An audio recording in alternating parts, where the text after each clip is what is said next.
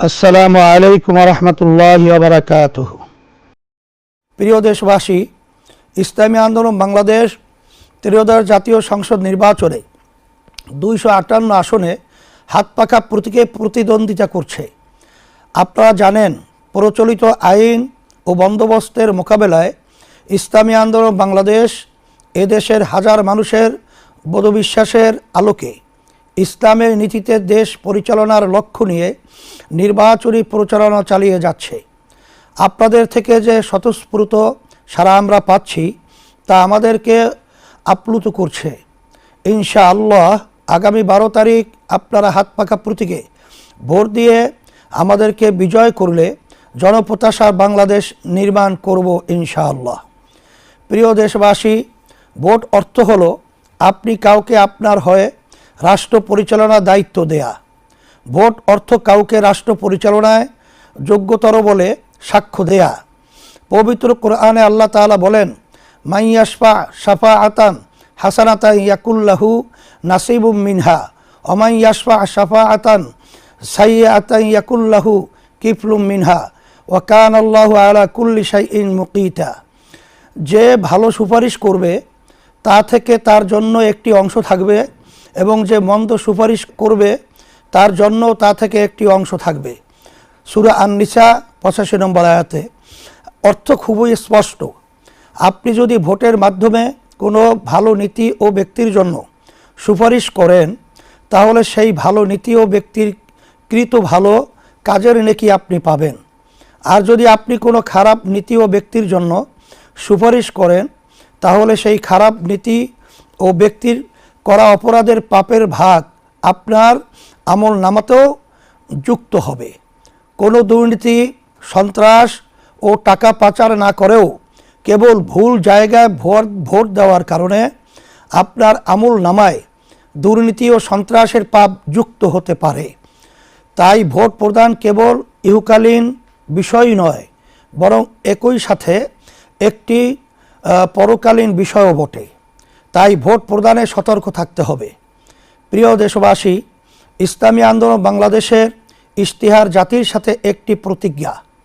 আল্লাহর রহমতে এবং আপনাদের সমর্থনে রাষ্ট্র ক্ষমতায় অধিষ্ঠিত হলে এই ইশতেহারের প্রতিটি ধারা বাস্তবায়নে ইসলামী আন্দোলন বাংলাদেশ দৃঢ় প্রতিজ্ঞ থাকবে ইনশাআল্লাহ। ইসলামী আন্দোলন বাংলাদেশের ইশতেহারের শিরোনাম রাখা হয়েছে জনপ্রত্যাশার ইশতেহার। ইশতেহারকে আমরা 3টি অধ্যায়ে উপস্থাপন করছি। রাষ্ট্র গঠনে আমাদের নীতিগত অবস্থান, রাষ্ট্র সংস্কারে আমাদের পরিকল্পনা, খাতভিত্তিক উন্নয়ন পরিকল্পনা এবং মৌলিক ইশতেহার। শিরোনামে 30টি বিষয় তুলে ধরা হয়েছে। প্রিয় দেশবাসী, রাষ্ট্র গঠনে আমরা নীতিগত 8 দফা ঘোষণা করেছি। রাষ্ট্র পরিচালনার সকল ক্ষেত্রে ইসলামের মৌলিক নীতিমালার পরিপালন, ইসলাম প্রচলিত অর্থে ধর্ম বলতে যা বোঝায় তার চেয়েও বিস্তৃত একটি ধারণা। বিশ্বাসের সমষ্টি ও ইবাদতের সাথে ইসলাম জীবন পরিচালনার সকল ক্ষেত্রে সুনির্দিষ্ট নীতিমালা ও নির্দেশনা দেয়। বিশেষ করে মানুষের সবচেয়ে বড় যৌথ প্রকল্প রাষ্ট্র ও শাসন সংক্রান্ত বিষয়ে ইসলামের নির্ধারিত, বিস্তৃত এবং বহু শতাব্দী চর্চিত রীতি নীতি ও বিধিমালা রয়েছে, যার আলোকে 1300 বছর মানব সভ্যতা শান্তি ও সমৃদ্ধির সাথে পরিচালিত হয়েছে।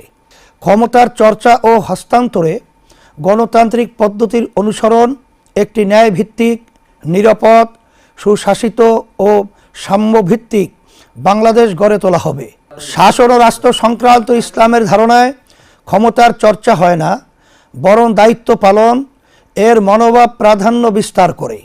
নাগরিকের সাথে শাসকের সম্পর্ক ক্ষমতার সম্পর্ক নয়, বরং দায়িত্বের সম্পর্ক বিরাজ করে। এই নীতিবোধ থেকে রাষ্ট্র পরিচালনা করা হবে এবং দায়িত্ব হস্তান্তরে আগ্রহী দৃষ্টিভঙ্গি পালন করা হবে। সকল ধর্ম ও ক্ষুদ্র নৃগোষ্ঠীর অধিকার সম্মান রক্ষায় প্রতিশ্রুতি ইসলামী আন্দোলন বাংলাদেশ। দেশ, ধর্ম বা জাতি বিবেচনায় কাউকে সংখ্যালঘু বা সংখ্যাগুরু বিবেচনা করবে না।